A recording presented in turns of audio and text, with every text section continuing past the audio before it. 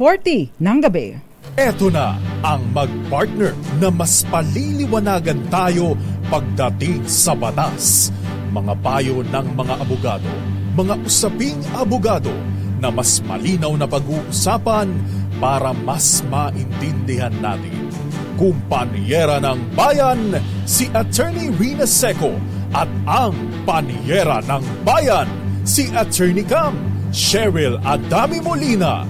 Dos Kumpanieras sa DZRH Radio, DZRH TV at DZRH Online. Bago mo kasuhan, bago ka pumirma, bago ka makipagkasundo, makinig muna sa Dos Kumpanieras. Dos Kumpanieras. Magandang gabi Pilipinas, ito po ang programang Dos Kumpanieras at kami po ang inyong mga nakakasama tonight, ang mga panyera ng bayan. Ako po si Attorney Rina Seco. Ako naman po si Attorney Cam. Tuloy-tuloy sa pagbabalita. Tuloy-tuloy sa serbisyo. Sama-sama tayo, Pilipino. Dos Kumpanieras. Ngayon po ay 26 na sa buwan ng Hunyo. Matatapos na ang buwan, Attorney Cam, at July na at syempre anniversary na ng DZRH. Pero bago yan, tomorrow, officially mag-uumpisa po ang ating Aliwan Fiesta 2024. Nagbabalik pangalawang taon mula nang maideklara ang pandemya. Kaya yung pong may mga pagkakataon na bumisita dito sa aming himpilan, dito sa CCP Complex, pwede po kayong manood, especially tomorrow night, sa Friday, pageant night yan, di ba? Mm-hmm. And then on Saturday, sa tanghali po, mag-uumpisa ang ating street dance competition. Ayan. Dos Kumpanieras. Pero bago po yan, meron po tayong magandang tatalakayin tonight dahil meron po tayong good news. More than 1 week ago, kasi June 13 na isabatas po, itong Republic Act 12001, Attorney Cam. Ito yung Real Property Amnesty. Oo, ito yung Real Property Amnesty Law, na nagbibigay po ng amnestiya. Pag sinabing amnestiya, Attorney Cam. Uy, ito yung pagpapatawad, parang yes, gano'n. Kinukondone yung pagkakautang ninyo sa interest, penalties, and surcharges sa inyong amilyar. Dos Kumpanieras. Sa inyo lang dahil wala po ako. Wala po ako kasing real property. Kaya ang term na gamit ko sa inyo, yan. Kayong mga may real properties.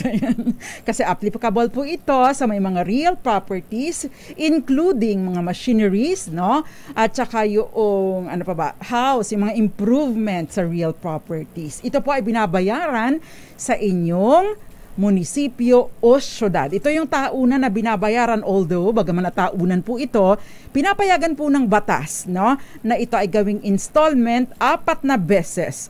Tama ba ako? 4 na beses sa loob ng isang taon, i-install, i-amortize yung real property tax na tinatawag. So ito po ay batay doon sa kapangyarihan ng local government unit sa pamamagitan po ng local government code, na makapagpataw ng batas sa kanilang area of jurisdiction. Dos Kumpanieras. As we all know, ang ating pong real property tax, ito ay 1% sa mga lalawigan, at yun pong nasa National Capital Region ay 2% of the assessed value or the value of our property. Dos Kumpanieras. So sinasaklaw po nito yung lupa, yung bahay, yung condominium unit, machineries, yan. Kahit yung mga farm implements, Attorney Cam, halimbawa yung mga traktora, kasama po yan. O kaya kung meron kayong printing press, yung mga machine na ginagamit ninyo doon, kasama po yan. O kami dito, or sa mga probinsya, yung mga provincial stations namin, yung aming transmitter, binabayaran namin ito ng real property tax. Ayan. Ayun. Dos Kumpanieras. So, good news po sa may mga pagkakautang sa real property tax, dahil meron pong amilyar na ipinatutupad or na bagong pasang batas, itong 12001 na naisabatas po June 13, 2024, tinatawag na Real Property Valuation and Assessment Reform Act, Ito Attorney Cam, may there are two sides to this because, no? Kasi magkakaroon po ng usual na reassessment or regular assessment at magkakaroon din po ng updating ng schedule of market values, in which case, no, regular matitignan ang pagtaas ng value ng inyong property at syempre, since this is an ad valorem tax, ano nga ba pag sinabing ad valorem tax, Attorney Cam? An ad valorem tax is yung buwis na ipinapataw batay sa halaga ng binubuwisan. So, depende sa value ng property. And therefore, pag tumaas ang value ng property mo, kahit pa 1% lang, fix sa 1% o 2%, tataas. Tataas ang bubuwisan. Say for example, halimbawa, Attorney Cam, ay 1 million pesos ang value ng property mo, Attorney Cam. 1 million. Ilan ang 1% ng 1 million? Ang 1% niyan ay 10,000 pesos. Okay. Yan. Pag nasa probinsya ka, outside Metro Manila, ang value ng iyong real property tax is 10,000 pesos kada taon. Yan. Pag nandito ka sa National Capital Region or sa Metro Manila, ang babayaran mo ay 2%, no? Babayaran mo ito sa local government local government unit na nakasasakop sa inyong lugar. So 2%, no? 10,000 yung 1%, di 20,000 yung babayaran mo taon-taon kung nandito ka sa National Capital Region. Ayan. Ngayon, halimbawa na tumaas ang value ng property mo dahil nagkaroon ng reassessment, no, ng inyong schedule of market values o yung value ng inyong property kasi meron pong specific na grupo na itinatatag, Attorney Cam, para regular na mag-review ng schedule of market values. O, ibig sabihin, tingnan ang halaga ng property sa specific area, no? Or sa lahat ng areas, no? Syempre, halimbawa, Attorney Cam, na tumaas ang value ng property mo, syempre, yung 10,000 mo kada taon, mas maaring tumaas pa dahil, syempre, umangat ang value ng property mo. Dos Kumpanya. Bagaman at nananatili sa 1% or 2%, syempre, tumaas yung value ng property mo, di mas mataas na din yung 1% or 2% niya, di ba? Dos Kumpanya. Yan, pero tingnan natin yung good news. Kung meron po kayong pagkakautang sa amilyar, good news po ito sa inyo dahil, no? Ine-encourage po ng gobyerno na kayong mga delinquent taxpayers, ay isettle nyo na po ang inyong mga unpaid taxes. At saka maganda rin ito para medyo madagdagan yung collection din natin, no, sa gobyerno. Alam naman natin na ang mga tax po ay lifeblood of the government. Diyan kinukuha. Ito pong sa sitwasyon na ito, dahil ito po ay LGU, so ito pa ay pondo, no, on top of the internal revenue allotment na nagbumula naman sa national government. Ayan. Yes. Okay. Dos Kumpanieras. So, kailan ba o gaano katagal ba na iiral itong real property tax amnesty? Yan po at iba pa ang tatalakay natin at syempre, anong consequences kung hindi kayo or tayo, no? Lagi akong kayo kasi wala po akong real property. Yun. Kung hindi mababayaran, no, ang real property tax at ano ang maaari ninyong kaharapin dahil dito. Dos Kumpanieras. Okay, nagsasama-sama pa rin po tayo sa ating programang Dos Kumpanieras. Pagpupugay muna sa ating mga suking tigpaminaw, mga tagapakinig ng DZRH. Dos Kumpanieras. Sans Partes, classmate ko ito ng college, Attorney Cam. Seatmate ko pa ito. Ayan, bakit may naririnig ako?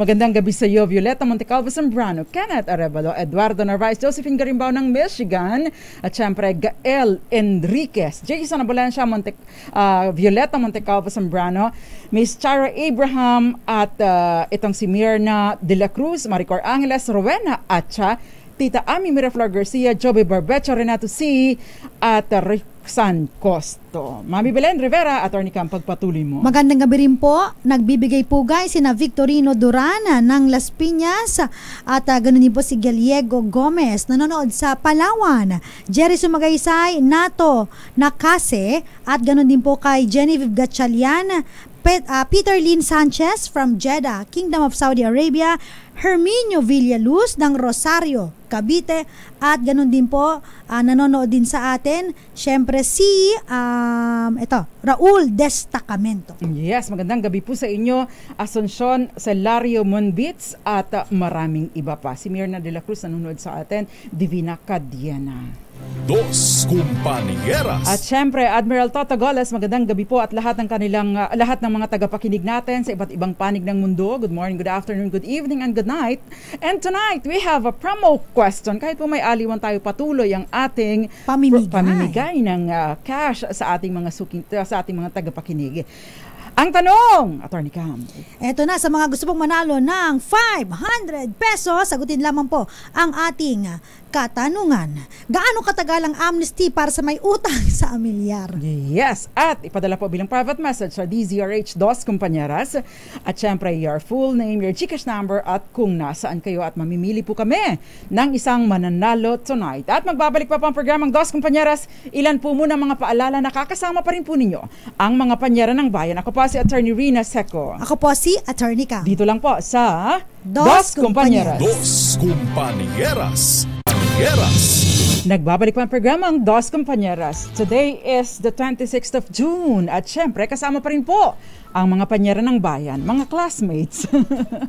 Ako pa si Attorney Rina Seco. Ako naman po si Attorney Cam. At syempre, nagpapatuloy po tayo sa ating programa. Pinag-uusapan po natin ngayon yung bagong batas.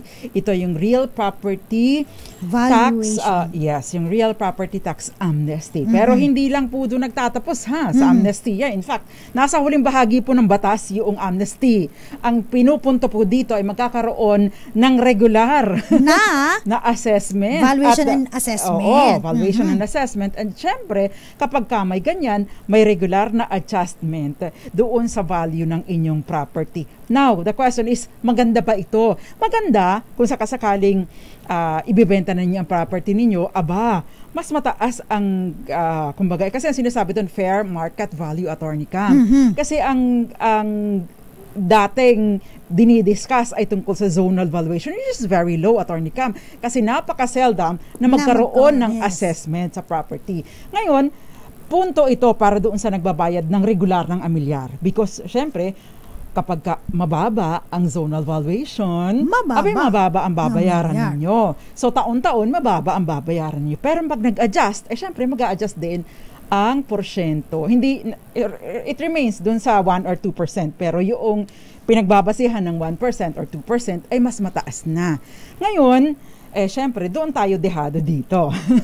Doon tayo malungkot. Pero in terms of yung halaga ng property natin, investment ito So, tumataas ang value. Yun nga lang, kasama sa pagtaas ng value, ang pagtaas din ng babayaran nating buwis. Dos Compañeras. At dahil nga po dito, ang sabi po nitong 12001 or RA 12001, yung Real Property Amnesty Act, iiral po ang amnestiya sa loob ng 2 taon. Anong ibig sabihin nito? Hindi po 2 years lang ang kino-cover ng amnesty. Ibig sabihin, ganun po ang palugit na binibigay na sa atin ng batas within which to pay the real property tax na hindi pa natin nababayaran. Meron po tayong 2 opsyon kung paano natin ito babayaran. Either mag-request tayo ng amnesty o kaya naman mag-request tayo ng installment o kaya naman ay bayaran natin ito one-time payment lamang. Kaya lang meron pa rin mga exceptions na isinasaad ang batas. Ibig sabihin hindi po kino-cover. Unang-una na dyan, Attorney Cam, kapag kayo po ay meron ng existing na kasunduan or compromise agreement with your LGU. Say for example, kayo po ay mataas at may pagkakautang, tumaas na ang penalties and surcharges sa inyong real property tax. Sabi niyo, sir or ma'am, pwede bang bayaran ko ito ng ganito sa loob ng 1 taon or 2 taon at ganito po ang magiging payment ko sa kada buwan or kada quarter, pwede po bang ganito? Tapos na-approve hindi na po ninyo mababakate, no? Yung, hindi na po ninyo pwedeng sabihin, ay, ayoko na pala, ito na lang, i-avail ko na lang po yung amnesty. Hindi na po, kasi meron na kayong compromise agreement. Dos Compañeras. Meron pa, 3 kasing exceptions ito, Attorney Cam, ano? Tatlong instances kung kailan hindi ninyo maaaring i-avail yung amnesty. Para po sa may mga kaso na, no? Meron ng existing na kaso sa korte, no, dahil dito sa non-payment of $1 milyar, hindi na po ninyo ito maa-avail. At ang pangatlo, Attorney Cam. Sige, Panyera. Okay, kung halimbawa po halimbawa po ay na-i-auction na, no? Kasi nagkaroon na ng notice of delinquency, pagkatapos ay na-isubasta na yung inyong property dahil nga po ibibenta na ito ng local government unit dahil hindi ninyo nababayaran yung pagbebentahan noon. Yun naman po ang ibabayad doon sa pagkakautang ninyo sa real property tax. Dos At usually, nangyayari po ito kadalasan, no? Yung pinaka minimum number of months ay 36 months na hindi kayo nakakabayad, delikado na po kayo. Yun na po ang susunod, notice of delinquency. Pagkatapos pag hindi pa rin ninyo, pag dead mabels pa din kayo dun sa notice of delinquency, ayan na, magsusubastahan na ng inyong property. At yung mga iba po dyan, alerto dahil medyo mura-mura ito. Dos Compañeras. Kaya nga po, lahat po ng mga nakikinig ngayon, ina-advise namin, no? Actually, meron namang discount kapag mas maaga ka nagbabayad ng real property tax. Bayaran nyo po yan on last quarter po, no? Ng taon. For the next year. Sobrang 20% po. Depende. In fact, kahit nga January, pag maaga kayo nagbayad, meron pag additional na 10% discount po yan. So, mapapansin ninyo, yung mga alerto na lagi nakikinig sa Dos Compañeras, marami nakapila lagi sa amilyar kapag mga October, November, December. Yes, kasi yan po yung 20% pa in most cases. Although depende po ito sa inyong LGU. Sa inyong LGU. Kasi ang nagdi-determine or nagsasabi po kung magkano ang i-discount. Pinapayagan po kasi ng batas ang local government council, or for example, ang municipal or city council na mag-enact o magsagawa o magpasa ng isang ordinansa kung magkano ang i-discount nila. Depende sa kanilang schedule. Yes. No? Pinakamalaki na inaalaw po ng batas ay 20% discount para sa mga early or maagang magbayad. Habang lumalapit yung deadline, bumababa din yung porsyento ng discount. Yung iba hanggang 15% lang. Pero in most cities and municipalities, umaabot po ng 20% ang discount kapag mas maagang binabayaran. Dos Compañeras. Ayan, kaya dapat alerto tayo. Pero may hindi talaga mapipilit, Attorney Cam, kung inuuna natin syempre ang ating mga ipapakain sa ating mga anak, no? Ang pang-aral ng ating mga bata. So, may mga pagkakataon na kahit anong pilit natin ay hindi talaga kakayanin, pero ito na po yung pagkakataon ninyo.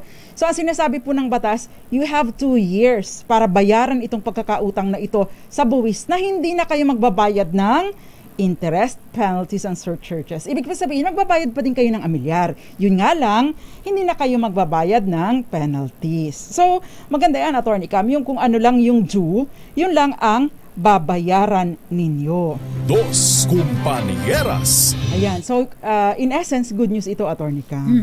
Yun nga lang, kung kayo po ay na-issuehan na ng notice of delinquency, agad po kayong magtungo sa inyong municipal or city assessor at makipag-coordinate po agad kayo. At since hindi pa naman ito kaso, full blown kaso, at hindi pa naman nagkakaroon ng subastahan, ay arrange na po ninyo dahil makaka-qualify o magka-qualify pa rin po kayo doon sa amilyar doon sa amnesty ng amilyar. Yan. Dos Compañeras. So yun nga lang, Panyera, again, malungkot po doon sa mga hindi eligible, yung mga meron na compromise agreement, meron ng pending na kaso ng tax delinquents, at saka yung na-auction na, wag na po kayong mag-ask ng tax amnesty. Ayan. Baka sabihin nyo, hindi, baka qualified ako dito. Ito nga yung sinasabi natin exceptions, na hindi po kayo makaka-avail ng tax amnesty. At dun sa mga makaka-avail po, i-avail po ninyo to. Sayang naman po ito. Diba? Kaya wag po ninyo ninyong paaabutin na magkaroon na ng subastahan sa property ninyo. Maganda po kasi may mga pagkakataon naman na ang LGU ay pumapayag, no, na magkaroon ng arrangement doon sa babayaran ninyong amilyar.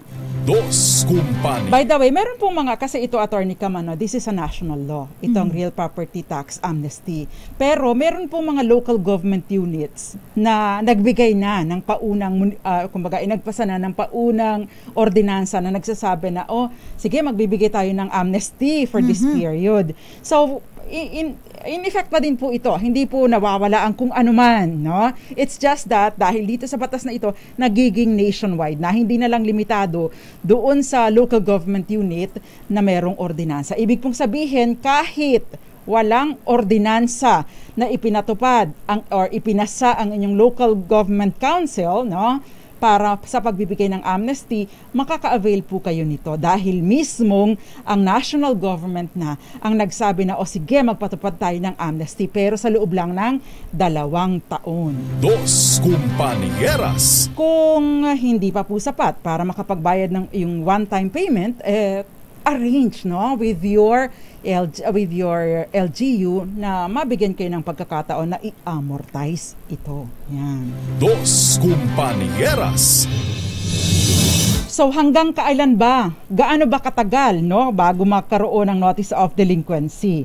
Kapag umabot na ng 36 months, pwede na po kasi pwede na pong mag-issue ng notice of delinquency ang inyong local government unit. By the way, Attorney Cam, trivia lang. Alam mo ba kung anong pinag-ugatan ng amilyar? Word na amilyar. Saan? It's a Spanish word. Spanish word. Ang Spanish word niya ay amilyaramiento. Which Which means assessment of a tax. Yun. Tapos naging colloquial na siya, nakuha natin itong amilyar. Siyempre, pag lagi natin napapakinggan, di ba? Amilyar. Pero nag-umpisa daw ito sa panahon ng mga Kastila dito sa Pilipinas at during the Dato era. Yung mga Dato pa ang tawag natin sa ating mga, tawag doon? Community leaders, no?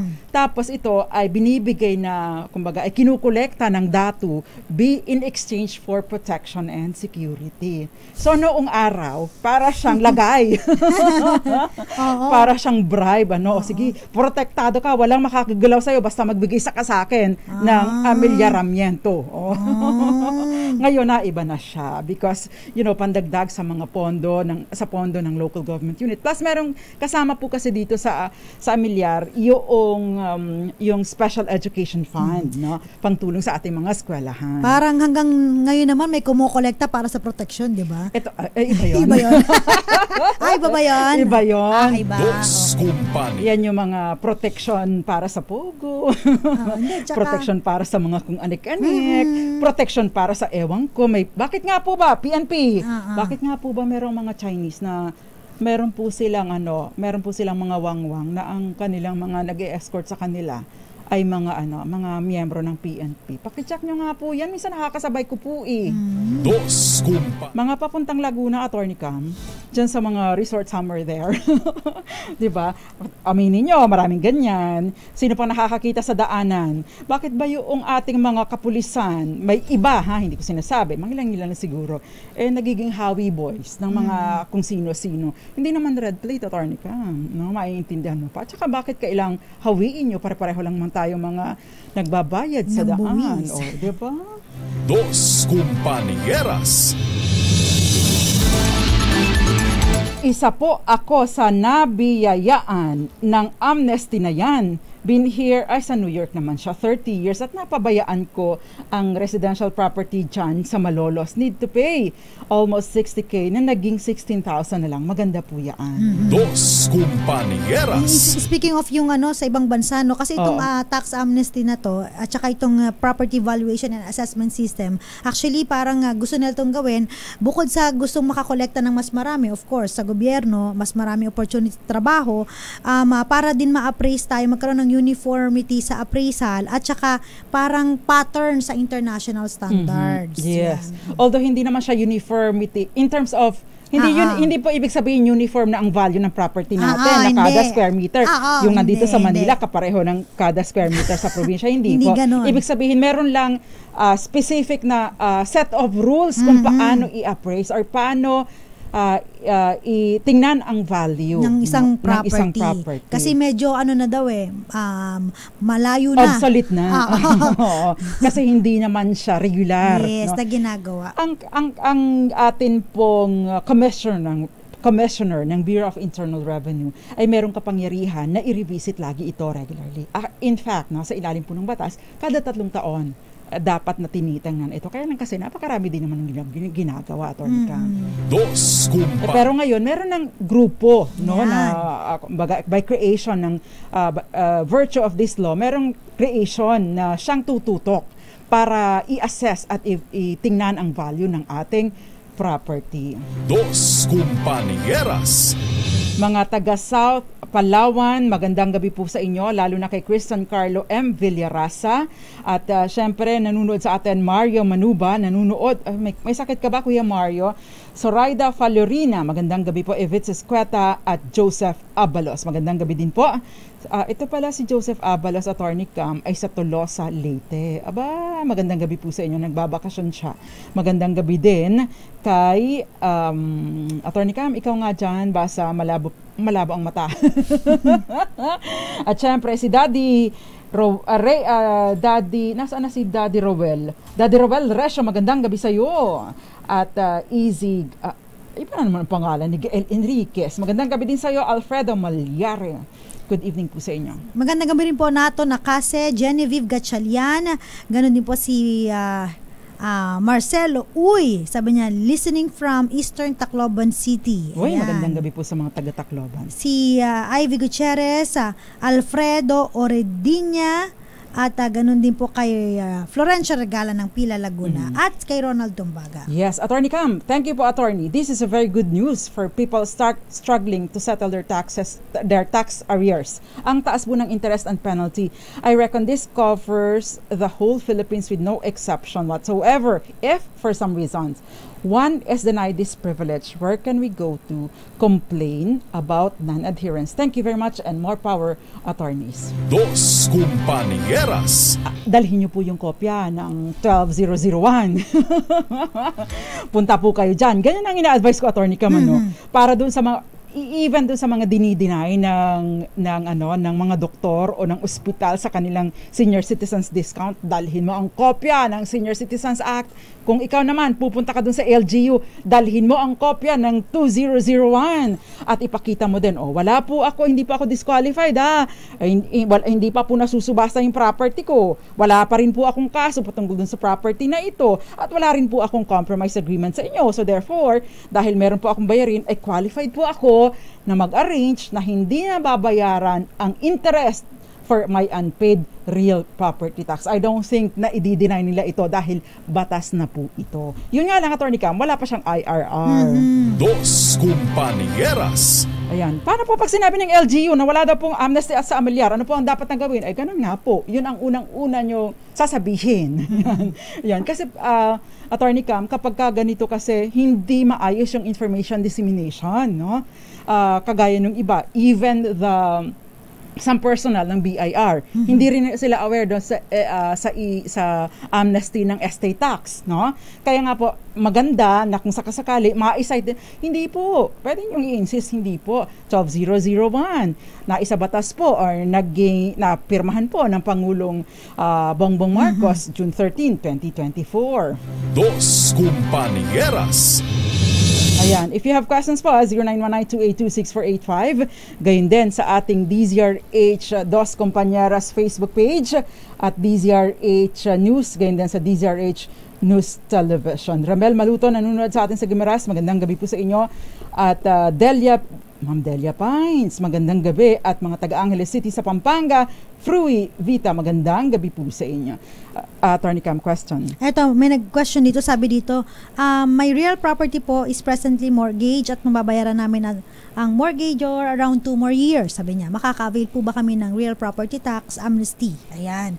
Yes pa rin po, no? Kasi, syempre, yung pagsangla naman po ay hindi naman po nai-interrupt yung pagbabayad po natin ng amilyar. So, need pa rin po natin bayaran ng amilyar. Doesn't mean na pag sinangla po natin yung ating property, wala rin po tayong babayaran ng amilyar. May stop po siya. So, kung hindi po kayo nakabayad before, pwede pa rin po ninyong ma-avail ito. Yes. Thank you, Attorney Cam. Attorney, tama po ba ang intindi ko? Merong real property tax pa rin na babayaran.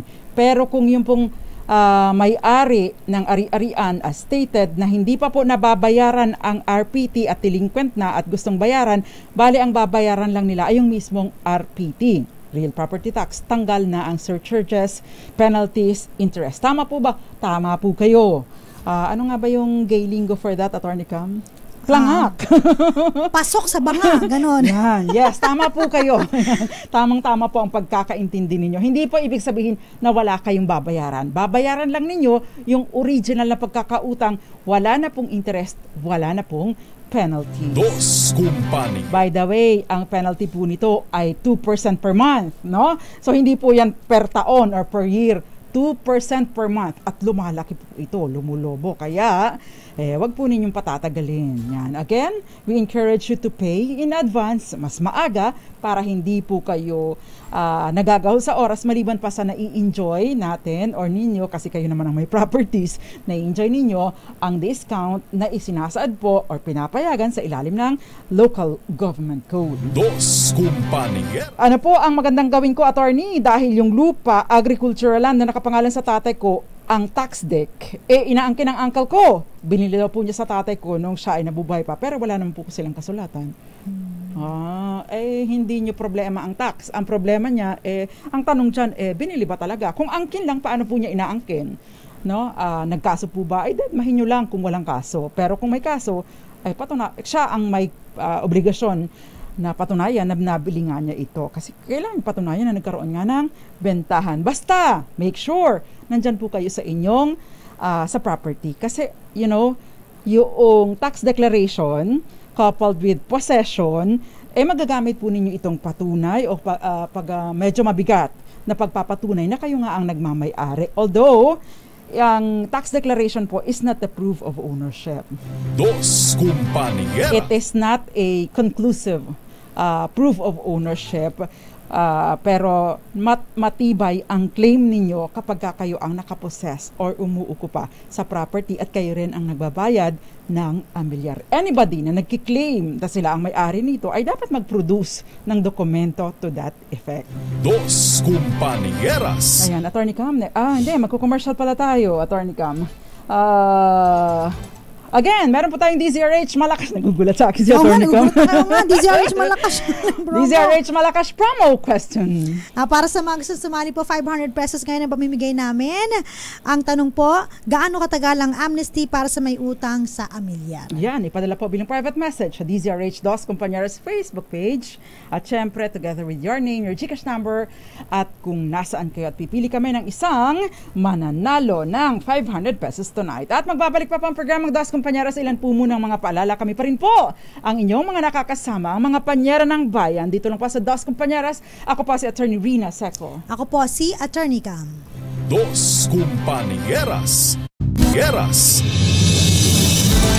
Real property tax amnesty po ang ating tinatalakay dito sa Dos Kumpanyeras. Kasama pa rin po ang mga panyera ng bayan. Ako po si Attorney Rina Seco. Ako naman po si Attorney Cam. At Attorney Cam, etong si Ginoong Manolito Jacte ay nag-share sa atin kung paano siya nakapag-apply ng amnesty. Ay, ito ka pala ay kababayan ko, Attorney Cam, kasyudad ko sa Paranaque. Nakapag-avail na siya ng amnesty. Ay, congratulations sa inyo. Hindi ko na lang po babanggitin yung mga window-window kasi yun po yung kanya-kanya kasi ito, Attorney Cam, kanya-kanya ng kung paano nila ini-implement per LGU.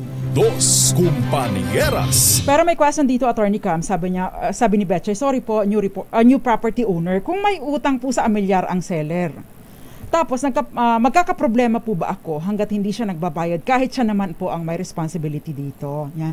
Actually, ang tinitingnan po dito ay hindi yung kung sinong may-ari. Ang tinitingnan dito, bayad ba o hindi ang property regardless of the owner.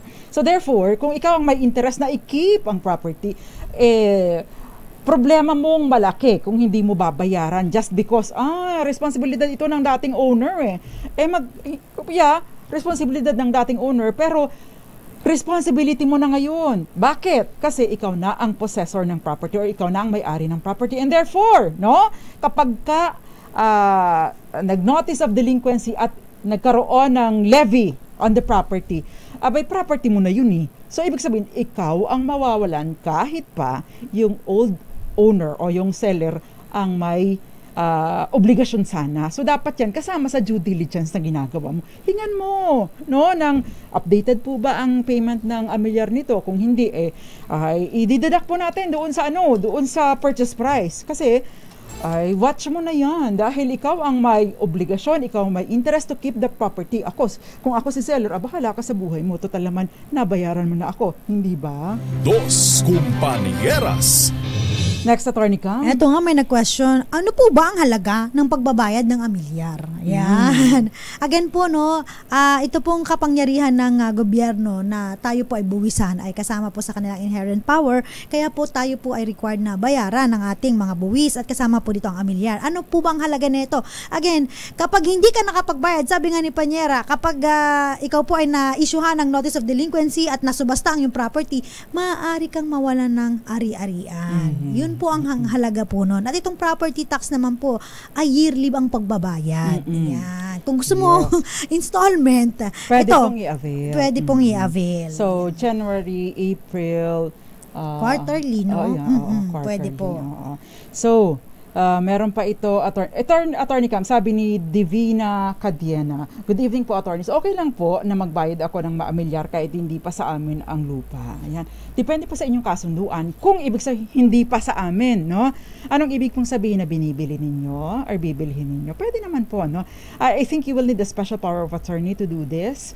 At tingnan din po ninyo kung ano naman ang mapapala ninyo sa pagbabayad nito, Kasi kung ang intention po ninyo ay to keep the property, well and good, but you have to arrange with the owner. Yan, the registered owner or owner on record. Dos Compañeras. Attorney Cam, pakisagutin mo nga ito. Kisagot mo nga ito, Attorney Cam. Si Catherine, meron po ibinibenta na rights lang at wala daw tax deck. Mura lang po. Uy, naku, delikado yan. Wala siyang question. Yun lang ang statement. Parang gusto niya sabihin, bibilin ko po ba? Yeah. Parang ganon. Mahirap po yan kapag rights lang, no? Oo, wala nga tax deck. Oo nga diba? Diba, yung tax deck nga, medyo alanganin pa bilang pa. ebidensya. Diba? Kailangan titulo talaga. So, anong pruweba na siya ay may karapatan sa property? Take note po pag binibili ninyo ang rights, kumbaga, sinasalo lang ninyo ang karapatan nung pinagbibilhan ninyo. Say for example, Attorney Rina, may rights ako sa lupa sa ganito, bilhin mo na. Anong karapatan ni Attorney Cam? What if nag-squat lang siya doon? Ay, di wala ako na pala, di ba? What if, What if ito ay halimbawa ay ang karapatan lang ni Attorney Cam ay magstay dito for 3 months. Di 3 months lang ang nasa loko. Or halimbawa na-consume na yung 1 month, di 2 months na lang ang stay ko doon. So kung ano lang po yung karapatan noong nagbebenta sa inyo, yun lang po ang sinasalo ninyo. Yun. Maraming ganyang kaso, Panyera, kapag yung mga heirs na hindi pa nagsasubdivide ng kanilang property. Kaya lang kasi dapat, Attorney Cam, meron man lang katibayan kung ano yung karapatan. Yes. What if wala lang yan? O pati Malacanang ibinenta sa inyo. diba? Nauto kayo. Ay, sayang naman ang pera po ninyo. Kung bibili lang din kayo ng property, siguraduhin po ninyo na merong proper documents. Kasama po ito sa due diligence.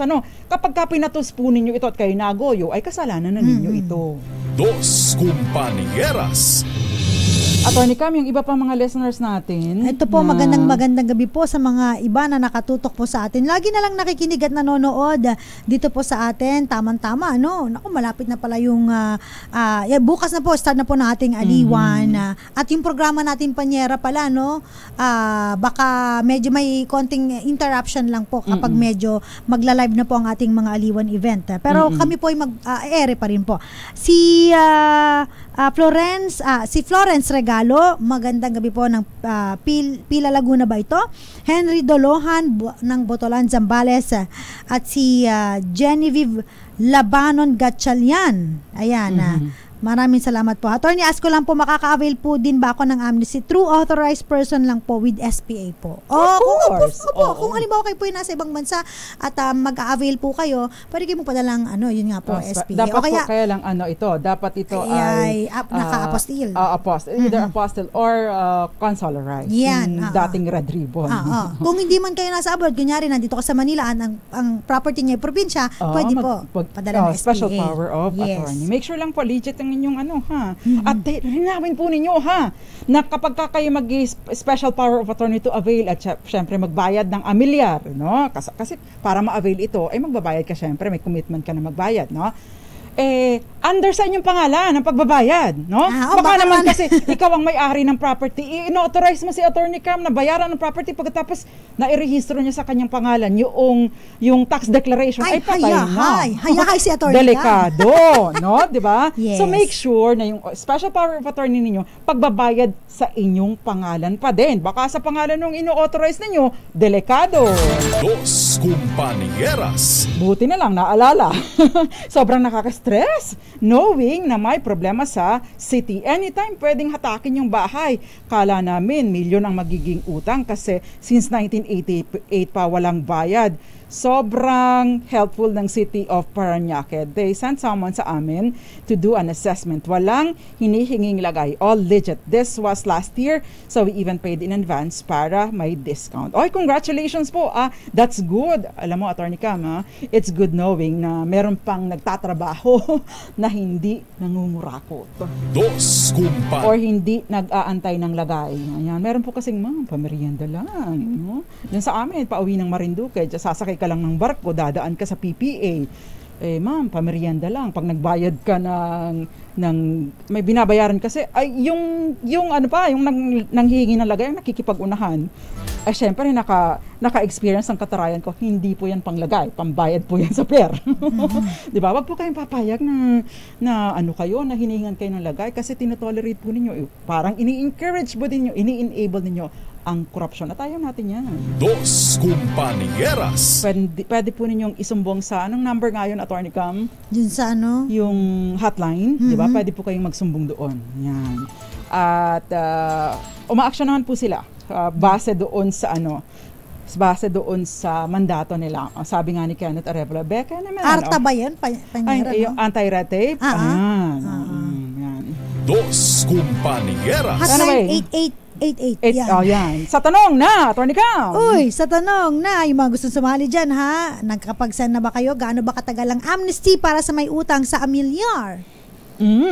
Ang sagot, 2 years. May palugit kayo na hanggang 2 taon para mabayaran ang pagkakautang sa real property tax. Ibang usapin po yung estate tax. Yun po ay sama na mag-i-end naman yung amnesty noon sa June 14, 2025. So magkaiba po isala ng deadline at magkaiba po ng buwis ito. Kasi ang amilyar, taon-taon, ang estate tax kapag ka lamang po namamatay dahil ito po ay, ang estate tax ay bayad or buwis sa inyong pribilehiyo na mailipat ang inyong mga ari-arian sa inyong mga tagapagmana. Of course, hindi inyo dahil patay na yun I was referring to the original owner. Dos Compañeras. At congratulations, sumagot siya ng 2 years sa taga Sampaloc, Tanay Rizal with Gcash number blank 2 years, Dayan Llagas. Congratulations sa iyo.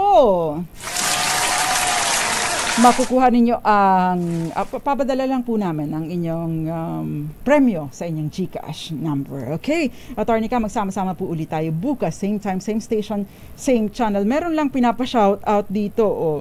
Sabi niyang ganun, shout out daw sa kapangalan ko ang kanyang future wife.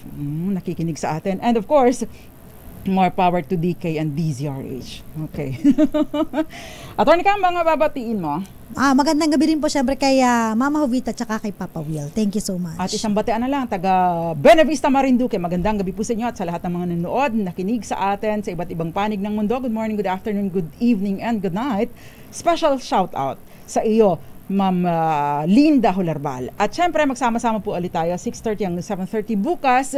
Kami po ang inyong mga nakasama. Ako po si Attorney Rina Seco. Ako po si Attorney Ka. Dito lang po sa Dos Compañeras. Dos Compañeras.